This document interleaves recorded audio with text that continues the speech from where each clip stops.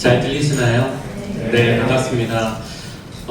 저는 방금 소개를 해주셨는데 서울은 우리 이강현 대표가 서울이 집이고 저는 이제 의정부에서 왔습니다. 그래서 거의 끝에서 끝으로 이동을 했습니다. 먼저 이렇게 뜻깊은 자리에 불러주셔서 너무 감사드리고요. 저희가 지금 이제 뉴스트로우로 소개를 받은 것처럼 저희가 가정박 청소년, 또 위기의 청소년들을 만나는 일들을 하고 있는데 그들의 삶의 자립을 돕는 역할을 꿈꾸고 있습니다. 간단히 좀 소개를 드리면요. 저는 이제 청소년 복지 시설 중에 청소년 쉼터에서 약 14년 정도 청소년들을 만났고 그 이후에는 이제 퇴사 이후에 청소년 부모들을 돕는 사회관리 활동가로 좀 지내다가 우리 이강현 대표를 만나서 작년에 저희가 같은 꿈을 꾸면서 가정박 청소년, 위기 청소년들의 삶의 자립을 위해서 세상의 목소리를 좀 전하는 일들을 해보자라는 생각으로 1년을 보냈습니다. 그래서 저희가 어떻게 하면 그 시작을 좀 잘 할 수 있을까 고민을 하다가 그동안 저희가 지내왔던 그 과거를 좀 돌아보면서 그 삶의 이야기들을 책으로 좀 먼저 엮어보면 어떨까라고 해서 저는 한 15년 정도 거리 청소년들을 만났었던 이야기들을 책으로 쓰게 되었고요. 이강현 대표는 자신의 삶의 이야기를 에세이로 먼저 좀 작성하게 되었습니다. 우리 이강현 대표 먼저 한번 소개를 좀 부탁드리겠습니다. 네, 안녕하세요. 우선 이런 뜻깊은 자리에 초청해주신 여러분들께 감사드립니다. 유스트로의 공동대표 이광연이자 같이 좀 해본 이광연의 저자이기도 합니다.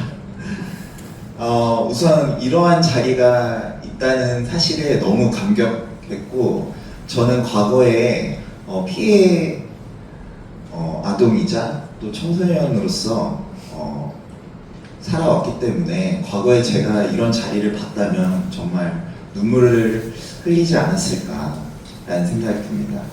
역시 아름다운 곳에서는 아름다운 일들이 일어나고 있다는 생각도 동시에 듭니다. 오늘 저는 이 자리를 통해서 우리가 흔히 알고 있는 위기 청소년에 대한 인식과 더불어 우리가 어떻게 피해 아동과 위기 청소년들을 바라봐야 되는지에 대해서 제 삶을 통해 들려드리려고 합니다. 잘 부탁드리겠습니다.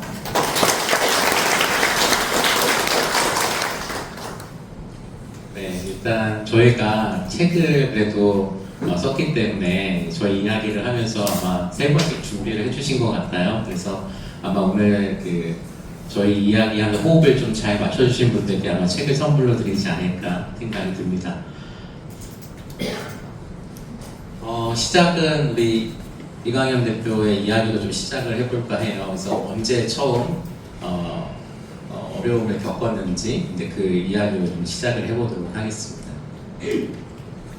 네, 앞서 말씀드렸다시피 제 삶을 통해서 이야기를 나눠드린다고 했는데 저는 제 삶의 첫 순간부터 제가 속해 있는 가정이 감옥 같았어요. 왜냐하면 저희 아버지께서는 가정폭력을 일삼고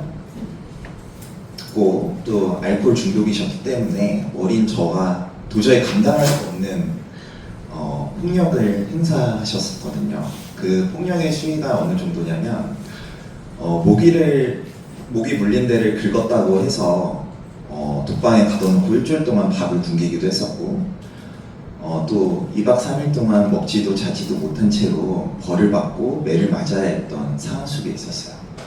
그래서 저는 저희 집이 감옥 같았고 또 누군가가 저를 도와주기를 간절히 바래왔던 삶을 살아왔던 것 같아요. 처음으로 집을 나오게 된 이유도 너무 많은 벌과 매로 인해서 육체적으로 또 심리적으로 너무 지친 상태에서 더 이상 이렇게 가만히 있다가 정말 내 생명이 위험하겠다라는 생각에 처음으로 가출을 결심하고 그렇게 집 밖으로 나오게 되었습니다. 처음에 아무것도 없는 8살 소년이 집 밖으로 나오면 어떻게 될까요? 다시 집 없습니다. 그래서 첫 가출은 고작 12시간 만에 끝이 납니다. 집 근처를 배회하다가 결국 잡혔거든요. 그리고 다시 집으로 돌아갑니다. 그리고 9살 때 다시 가출을 감행하기로 결심하고 또 집 밖으로 나옵니다. 이번 가출은 얼마 동안 이어졌을까요? 네, 일주일 동안 이어졌습니다. 뉴스에서 100년 만에 오는 한파라고 막 떠들던 시기였어요. 저는 제대로 된 준비를 하기보단 학교를 가는 길에 아버지가 하신 소리에 겁을 먹고 가출을 결심해요. 그 말은 무엇이었냐면 너 오늘 집에 돌아오기만 해봐. 아주 죽여줄게. 라는 협박과도 같은 말이었어요. 집에 돌아가면 정말 감당할 수 없는 폭력이 저를 기다릴 것을 저는 알기 때문에 당연히 피하고 싶었겠죠. 그래서 아무 준비도 없이 아무 돈도 없이 얇은 외투 하나 입고서 집 밖을 떠돌아요. 근데 제가 폭력을 경험한 것도 맞지만 굉장히 통제적인 삶을 살았거든요. 그동안 제 삶에 주어진 자유란 학교와 집 사이에 거의밖에 없었어요. 그래서 최대한 멀리 떠나기로 작정을 했는데 고작 간 곳이 학교 뒤에 있는 아파트 단지였어요. 저는 거기가 세상의 끝이라고 믿었거든요. 그래서 일주일 동안 이어진 가출 동안 아무것도 먹지 못하고 날씨가 너무 추웠기 때문에 발이 터지도록 걸었어요. 그렇게 4일째 밤이 찾았는데 어디서 절규하는 소리가 들리는 거예요. 광현아 광현아 하고 엄마가 저를 찾는 소리였어요. 근데 저는 너무 보고 싶었던 엄마였지만 아는 척을 할 수 없었어요. 왜일까요? 잡히면 죽는다. 그래서 저는 반대쪽으로 열심히 뛰었어요. 그리고 7일째 아침이 되던 날 편의점 앞에서 지친 채로 웅크렸는데 뒤에서 처음 보는 분의 목소리가 들리는 거야. 혹시 광현이니? 네, 저를 찾고 계신 형사분이셨어요. 제가 도망갈 수 있었을까요? 네, 도망가지 못하고 잡힙니다. 그리고 제가 형사분께 말씀드려요. 집에 가면 또 폭력을 당해야 되는데 어떡하죠? 라고 질문을 합니다. 그때 형사분께서 대답하세요. 더 이상 아버지가 너를 때리지 않도록 나와 약속하셨어. 그러니 광현아 집으로 돌아가자. 하지만 집으로 돌아간 이광현은 어떻게 됐을까요? 네, 정말 심하게 맞았어요. 혹시 영화 프랑켄슈타인 보셨나요? 거기 프랑켄슈타인은 어떻게 만들어져 있는지 아시나요? 7개의 시체를 이어붙여서 만들었대요. 그 모습이 참으로 참담한데 제가 2박 3일 동안 벌을 받고 매를 맞고 딱 저희 집 방문을 열고 거울을 봤는데 모르는 사람이 서 있는 거예요. 모르는 프랑켄슈타인이 서 있는 거예요. 막 온몸이 다 찢어지고 멍이 들고 부어가지고 제 모습을 제가 알아볼 수 없을 정도로 맞이했던 순간들이 있습니다. 그리고 나서 가출은 18살 때까지 이어져요. 저는 그동안 생존을 위해서 살아오면서 많은 어른들을 봤습니다. 그리고 많은 기관들의 사람들을 보았고 그 기관 사람들이 어떻게 행동하였는지 또 당시 사회적 인식이 어땠는지를 명확하게 기억하는 위기 당사자입니다. 그래서 제가 이 시간에 드리려는 말씀은 여러분들이 불편하시라고 또 어떤 비방의 목적을 가지고 하는 말씀이 아니라 당시 상황에 비해서 지금의 매뉴얼은 얼마나 바뀌었는가, 그리고 나는 이런 피해 아동, 위기 청소년들을 발견했을 때 어떻게 행동할 것인가에 대한 생각을 다시 한번 정립하는 느낌으로 들어주셨으면 감사하겠습니다. 제가 처음 만난 경찰관의 모습은 11살 때가 기억이 납니다. 그날도 가출해서 놀이터에서 시간을 보내고 있었을 때였어요. 근데 멀리서 어머니가 달려오시더라고요. 광현아 집에 가야지. 저는 완강히 거부했어요. 집에 가면 당연히 아빠가 또 기다리고 있을 테니까. 근데 운도 안 좋아. 때마침 옆에 순찰자가 지나가는 거야, 놀이터 옆으로. 그리고 어머니께서는 경찰관 두 분에게 도움을 요청하셨어요. 그리고 저는 강제로 경찰차에 태워져서 집으로 인계됩니다. 그래서 인계되는 동안 경찰관 두 분한테 울부짖었어요. 그리고 호소했습니다. 제발 나를 지켜줄 수 없으면 가만히 내버려 달라고. 하지만 가출한 아동은 집으로 복귀되는 게 당시의 사회적 인식이자 아마 매뉴얼이었을 거라고 저는 추측합니다. 그래서 저는 집으로 인계되었습니다. 제가 경찰차 차선에서 내리기가 싫어서 경찰차에 매달려서 살려달라고 하니까 그때 경찰관 한 분께서 저에게 이런 말씀을 하셨어요. 광현아, 어차피 사람은 다 늙고 힘이 빠지게 되어 있어. 아버지도 언젠가 늙고 힘이 빠져서 너에게 폭력을 행할 수 없을 때가 찾아올 거야. 하지만 저는 당시에 절벽에 매달린 사람과도 같았어요. 그래서 경찰관께서는 당시 저에게 위로를 해주시고자 그런 말씀을 하셨겠지만 피해 아동의 입장에서는 당장 절벽에 매달린 사람에게 언젠간 절벽이 낮아질 테니 그때까지 매달리면서 버텨라 라는 말처럼 들려서 참 힘들었던 기억이 있었어요. 다음으로 경찰관을 만날 때는 15살 때였어요.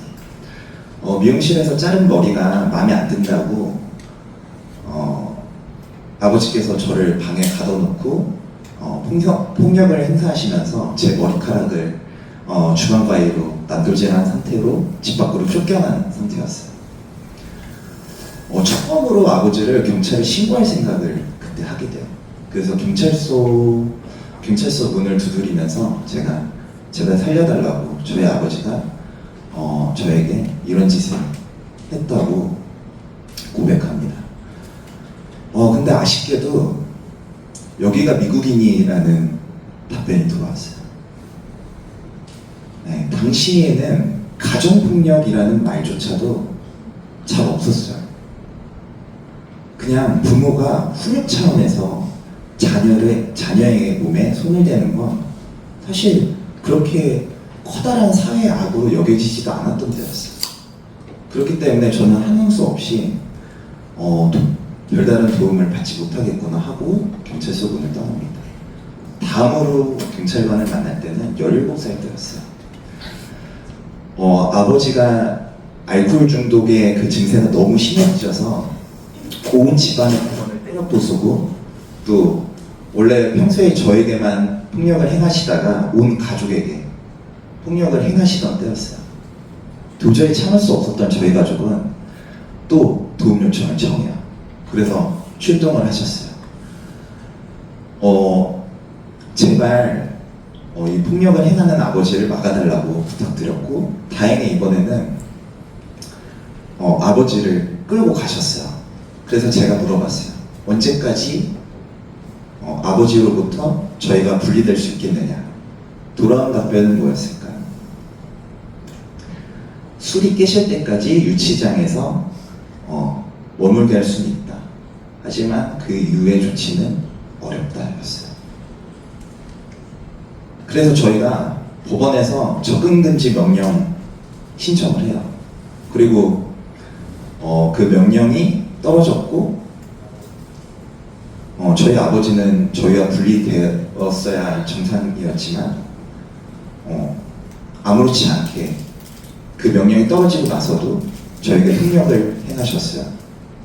그래서 저희가 또 신고를 해요.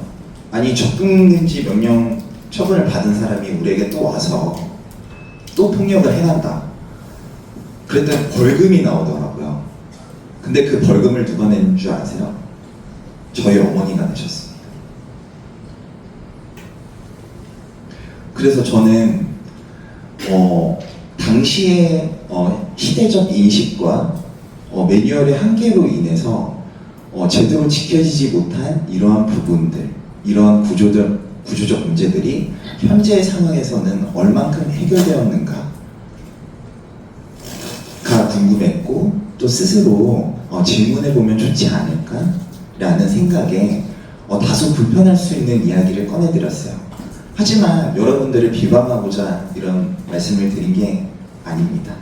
항상 밤이나 낮이나 여러분들이 있기 때문에 또 아동들이 또 시민들이 각자의 안전을 느끼고 집안에서 편안한 삶을 유지할 수 있기 때문에 또 당시의 시대상과 비교하여 지금 얼마나 달라졌는가에 대해서 생각해 보시면 좋을 것 같습니다. 그래서 저는 또 보호기간 이야기도 또 꺼내려고 해요. 제가 처음에 보호기간에 입수한 거는 11살 때였어요. 11살 때 상담 선생님의 도움으로 제가 보호기간에 처음 입수하게 돼요. 처음 입수한 보호기간은 참 좋았어요. 아동들이 편안히 안정을 취할 수 있도록 충분한 공간과 또 물질적 지원이 있었던 걸로 기억해요. 뭐 학교 준비물이 있으면 준비물을 얼마든지, 또 교통비가 필요하면 교통비도 얼마든지, 또 자율복과 의식주가 해결하기 때문에, 또 가해자 부모와 철저하게 분리되어 있기 때문에 안정감을 느꼈던 것 같아요. 문제는 다음 보호기간이었어요. 다음 보호기간으로 제가 이관이 되고 나서 처음 맞닥뜨렸던 것은 폭력이었어요. 폭력을 피해서 보호기관에 입소를 했는데 그 보호기관에서 아동들을 다루는 방식이 또 통제하는 방식이 폭력이었던 거예요. 제가 입소하자마자 그곳에 계신 과장님이 저에게 처음으로 하신 말씀은 너도 말을 안 들으면 이렇게 될 거야 라는 협박과도 같은 거였어요. 네. 근데 너무 놀라실 필요가 없는 게 당시 학교에서도 학생들을 통제하는 방법은 폭력이었어요. 이렇듯 우리 일상에 이렇게 넘쳐나는 폭력들이 지금은 많이 사라져서 다행이라고 생각합니다. 그리고 청소년 쉼터를 전전하다가 제가 몸적으로도 또 심리적으로도 너무 지쳐서 자살 시도를 하게 돼요. 16살 때. 네. 그래서 아파트 옥상이나 아무 옥상에 올라가서 인생을 마감할 생각이었습니다. 그때 제 목숨을 살려주신 게 지금 제 옆에 계신 대표님이셨어요. 이제 쉼터의 기간이 끝나서 이제 퇴소하게 될 텐데 어디로 갈 거니? 라고 하는 질문에 저는 제 삶을 끝내려 갈 것이라고 대답했습니다.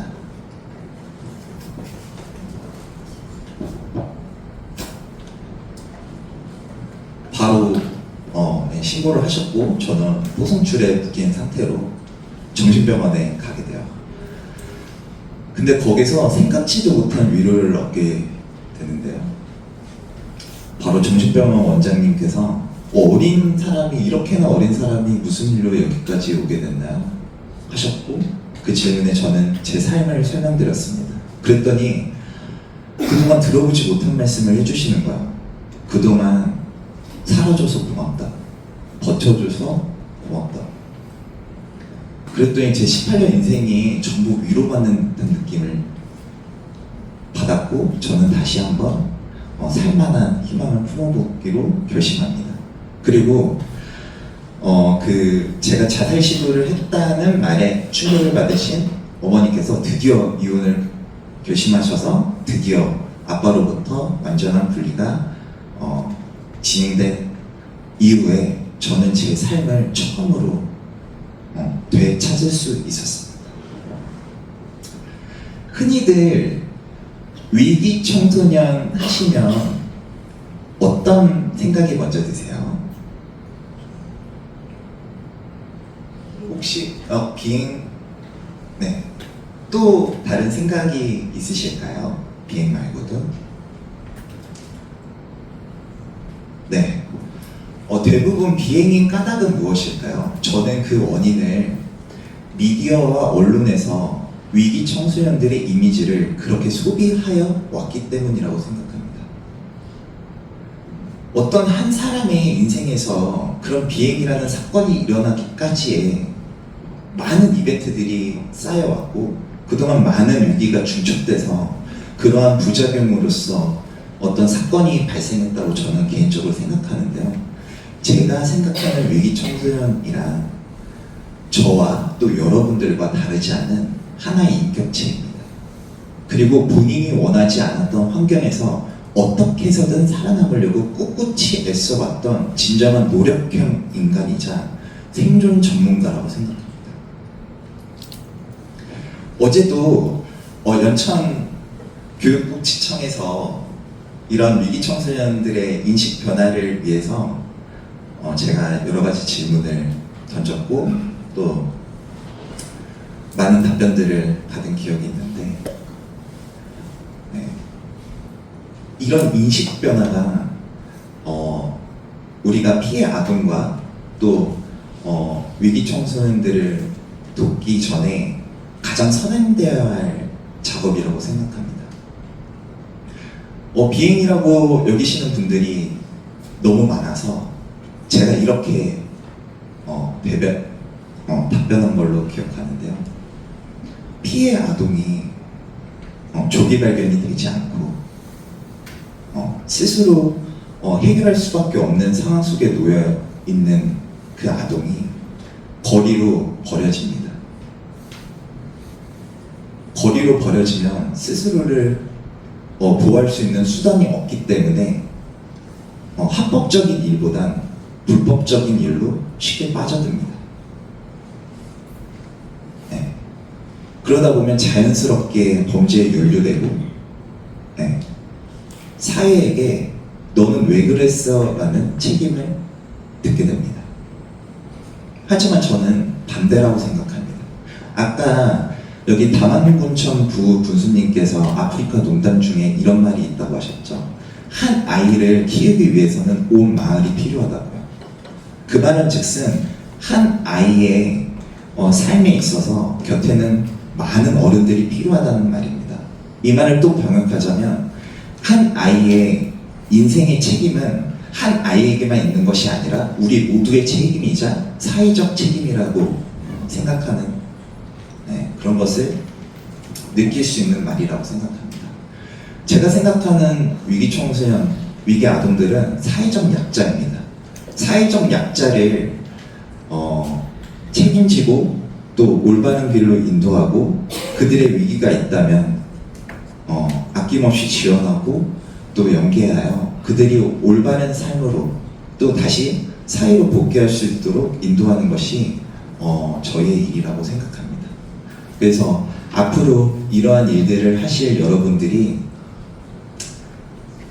이러한 점들을 잘 생각해 주시고 나는 앞으로 위기 아동 또 피해 아동 그리고 위기 청소년들을 봤을 때 어떻게 행동하면 좋을지에 대해서 고민해 주시면 감사하겠습니다.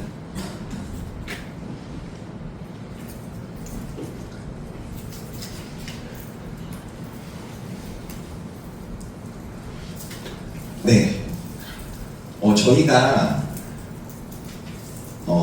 제가 생각하기에 사회적으로 지원과 또 연계할 수 있는 기관은 많지만 그 기관의 구조나 매뉴얼이 과연 대상의 목소리가 포함되어 있는 목소리인가 라는 고민들을 많이 해왔었습니다.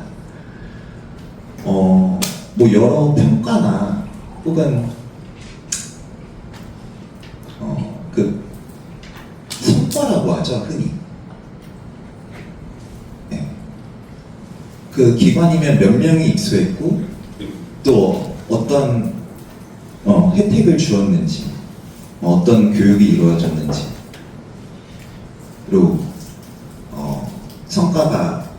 평가가 이루어지는 걸로 알고 있는데 과연 그런 평가가 위기 청소년이나 위기 아동을 도울 때 그 당사자, 위기 당사자에게 얼마나 도움이 될지에 대해서 한번 고민해 보면 좋겠다라는 생각이 들어서 준비해 보았습니다. 네, 마지막으로 앞으로도 위기 아동과 위기 청소년들을 위해 열심히 일하실 여러분들께서 그동안 수고하신 것도 맞지만 또 이러한 인식을 가지고 위기 아동과 위기 청소년들에게 접근하신다면 그들이 좀 더 괜찮은 삶으로 다시 본인의 삶을 찾는데 도움이 되지 않을까 싶어서 말씀드렸습니다. 들어주셔서 감사합니다.